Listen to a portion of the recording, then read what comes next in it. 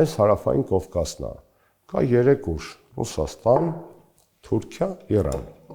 Այս էլ մենք ենք, 3 հանրապետությունները։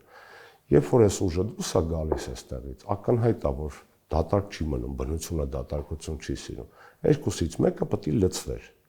Իրանը ներուժ չունի լծվելու տարածաշրջանը, որովհետև այլ քաղաքակրթական պրոյեկտը շիականության շուրջ գերակայությունները ուրիշ ուղղությամբ են, դա Իրաքն, Լիբանան, Սիրիա, ավելի շատ մերձավոր արևելքի ուղղությամբ եւ Հարավային Կովկասը ընդհանրապես իր թիկունքն է, ոչ թե ընդլայնվելու գոտին։ Պարզա, որ ռուսները ինչքան հեռանում են, այդքան լծվում են թուրքերը։ Եվ սա է խնդրեմը։ Եթե լծվեն եվրոպացիները, ես միայն ուրախ կլինեի։ Ասեի, օքեյ, լավ, ռուսները գնացին, լծվան եվրոպացիները։ Բայց եվրոպացիները չեն լծվելու, ա, որովհետև հեռու են, բ, նման նպատակ չունեն, գ, իրենց խնդիրը ոչ թե լծվելն է, այլ ռուսներին շպրտելն է։ Հետևաբար, այս ամբողջ կոմբինացիայի մեջ ռուսներին դուրս մղելու ցանկությունը